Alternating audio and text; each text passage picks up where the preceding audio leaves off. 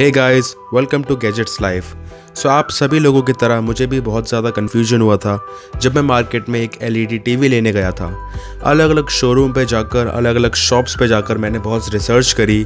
उसके बाद मुझे बहुत सारी चीज़ें जानने को मिली जो कि आपको इंटरनेट पे प्रैक्टिकली पता नहीं चल सकती हैं। सो मैंने सोचा कि जिस तरह मुझे परेशानी हुई उसी तरह से किसी को परेशानी ना हो, इस पर एक वीडियो बनाना बहुत ज़रूरी है।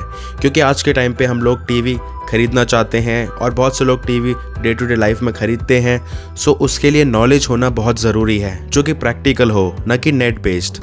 सो नेट बेस्ड नॉलेज और प्रैक्टिकल नॉलेज में क्या डिफरेंस है, सबसे पहले आप लोगों को वो बताता हूँ। सो फॉर एग्ज़ाम्पल हम कोई मॉडल इंटरनेट पे या अपनी कोई सोशल नेटवर्किंग वेबसाइट पे या किसी शॉपिंग वेबसाइट पे देख लेते हैं, हमें वो मॉडल पसंद आता है, फिर हम सोचते हैं कि हम इसको परचेज़ करेंगे एंड ये हमारे लिए अच्छा वर्क करेगा। बट एक्चुअल में जब हम उसको फिज़िकली देखते हैं, हमारे घर पे आता है, तो कई बार लोग सेटिस्फाई नहीं हो पाते हैं उसकी डिस्प्ले क्लैरिटी से, उसके फंक्शन से एंड उसकी ओवरऑल साउंड क्वालिटी से। सो ये बहुत बड़ा इशू हो जाता है। तो इसी चीज़ को मैं बोलता हूँ कि ये एक केवल प्रैक्टिकल नॉलेज नहीं है। प्रैक्टिकल नॉलेज वो है क्या, जब हम शोरूम में जाते हैं, टीवी को अपनी आंखों से देखते हैं रियल लाइफ में, तो हमें एक्चुअल में समझ में आता है कि ये टीवी कहाँ स्टैंड करता है अपने कंपटीशन से। अगर हम कंपैरिजन करें उसी बजट से और ब्रांड से, तो क्या ये सच में खरा उतरता है कि नहीं उतरता है। सो ये एक प्रैक्टिकल नॉलेज होती है। इसी के बेस पे आप लोगों को मैं बताऊंगा कि आप लोग अपना TV, LED TV, 4K TV कैसे डिसाइड कर सकते हैं। सो ये वीडियो होने वाला है केवल स्पेशली 4K टीवी के लिए। सो अब स्टार्ट करते हैं। मैंने चार पैरामीटर्स एक्चुअली में बनाए हैं जिसके बेसिस पर आप लोग अपना टीवी डिसाइड कर सकते हैं कि आपको कौन सा टीवी परचेज़ करना है। सो सबसे पहला जो पैरामीटर है वो है बजट।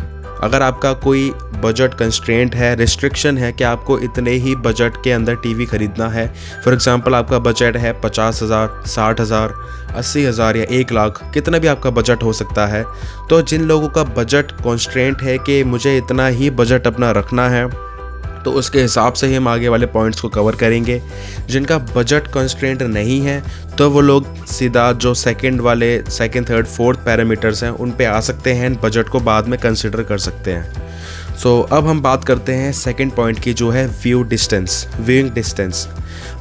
अब हम देखते हैं कि हमारा जो व्यूइंग डिस्टेंस है वो कितना होना चाहिए। उसी के हिसाब से ही हमारा जो साइज़ ऑफ टीवी मैटर करेगा। फॉर एग्जांपल आपका एक रूम है एंड आपका व्यूइंग डिस्टेंस है अराउंड 7 फीट। सो 7 फीट से ज़्यादा आप उस टीवी को नहीं देख पाएंगे क्योंकि मैक्सिमम डिस्टेंस वही है। तो आपको कौन से इंच का टीवी लेना चाहिए, तो आपकी डिस्प्ले पे ये एक नोट्स के टाइप पर एक ग्राफ शो हो रहा होगा जिसमें हर एक टेलीविज़न का साइज़ लिखा हुआ है। ये 4K के लिए है, तो 4K टेलीविज़न का, 4K एलईडी टीवी का साइज़ लिखा हुआ है एंड उसका डिस्प्ले जो व्यूइंग डिस्टेंस है, आपको कितनी दूर से उसको देखना चाहिए, वो लिखा हुआ है। तो प्लीज़ मैं आपको कहता हूँ कि इसको आप कंसिडर करिए। एंड ये कोई ऐसी बताई हुई बात नहीं है, ये एक साइंटिफिकली रिसर्च के तौर पर हमारा व्यूइंग डिस्टेंस जो है वो कैलकुलेट करा जाता है। तो आप प्लीज़ इसको कंसिडर करें। एंड अगर आपका कोई प्लान है 55 या 50 इंच का टीवी लेने का, फॉर एग्जांपल आपको बताता हूँ कि अगर आप 55 इंच का टीवी लेते हैं तो आपका डिस्टेंस होना चाहिए 4.5 से लेके 7 फीट तक। सो ये आपको चीज़ें ज़रूर कंसिडर करनी चाहिए। आप ऐसा नहीं है कि आपका डिस्टेंस कम है और आप बहुत बड़ा टीवी लेके आ गए हैं। सो थर्ड पैरामीटर आता है हमारा एरिया, मतलब कि आपको वो जो टीवी है वो किस जगह पे इंस्टॉल करना है। फॉर एग्जांपल कई लोग रूम में इंस्टॉल करते हैं, कई लोग ड्राइंग रूम में इंस्टॉल करते हैं, कई लोग हॉल में इंस्टॉल करते हैं। सो आप लोगों को ये देखना होगा कि आपका एरिया कौन सा है, क्योंकि इस कैटेगरी के अंदर हमारे 2 पैनल आते हैं, IPS panel and VA panel. So IPS panel जो है वो हमारा ऐसी जगह पे अगर लगेगा जहाँ पे हम साइड से भी टीवी देखना चाहते हैं, तो वो IPS पैनल लगाना ज़रूरी है क्योंकि उसके व्यूइंग एंगल्स हैं वो बहुत अच्छे होते हैं एंड कलर्स एंड मतलब कि उसकी जो क्वालिटी है वो चेंज नहीं होती है। एंड VA पैनल सामने से बहुत अच्छा लगता है बट साइड से अगर आप देखेंगे तो उसके व्यूइंग एंगल्स अच्छे नहीं होते हैं एंड आपको कहीं ना कहीं बाद में जाके डिसअपॉइंटमेंट हो सकती है कि अगर मुझे साइड से भी टीवी देखना है, पॉसिबिलिटी है, तो आपकी जो व्यूइंग एंगल्स ख़राब हो जाएंगे, तो आपका कहीं ना कहीं आपको एक डिससेटिस्फैक्शन हो जाएगी कि मैंने पैसा गलत जगह इन्वेस्ट कर दिया है।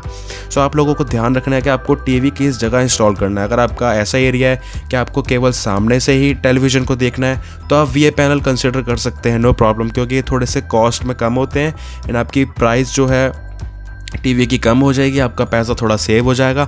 बट मैं आप लोगों को रिकमेंड करता हूँ कि आप IPS पैनल ही लें, क्योंकि IPS पैनल बेस्ट होते हैं एंड सबसे ज़्यादा प्रीमियम फील होते हैं, इनका रिस्पॉन्स टाइम वगैरह भी काफ़ी कम होता है। सो अब बात करते हैं पर्पस। 4th number, purpose. आपका पर्पस एक्चुअल में है क्या? आपको मीडिया कंजप्शन के लिए टेलीविज़न लेना है, आपको गेमिंग करनी है, आपको किस पर्पस से एक्चुअल में टेलीविज़न ख़रीदना है? क्योंकि अगर आपको गेमिंग करनी है तो उसका कॉस्ट थोड़ा हाई हो जाता है। ऐसी टीवीज़ थोड़े महंगे आते हैं जिनका रिस्पॉन्स टाइम काफ़ी कम होता है, वो गेमिंग के लिए ही बनाए जाते हैं एंड उनमें उसी हिसाब से रिफ्रेश रेट भी ज़्यादा दिया जाता है। एंड अगर आपका नॉर्मल पर्पस है कोई कि आपको नॉर्मल मीडिया के लिए देखने के लिए टीवी लेना है, तो उसके लिए आपको क्या क्या मतलब एक्चुअल में रिक्वायरमेंट है? आपको साउंड अच्छा चाहिए, आपको नॉर्मल जो डिस्प्ले की क्वालिटी है वो किस तरह की आपको चाहिए, तो आपको पर्पस के हिसाब से ही सेटिस्फेक्शन मिलेगा कि मेरा पर्पस पूरा हो रहा है इस टीवी में, तो मैं ये टीवी परचेज़ करूँगा। सो मैंने ये 4 पैरामीटर्स निकाले हैं। आप लोगों को इन 4 पैरामीटर्स के बारे में ज़रूर सोचना चाहिए एंड आई गारंटी इसके बाद आपके जो कन्फ्यूजन होते हैं टीवी लेने के वो पूरे हो जाएंगे।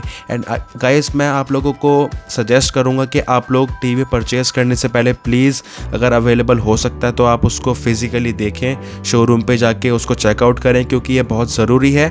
मैं नहीं चाहता कि आप लोगों का हार्ड अर्न्ड मनी किसी गलत टीवी में इन्वेस्ट हो जाए, आप गलत चीज़ खरीद लें सस्ते के चक्कर में।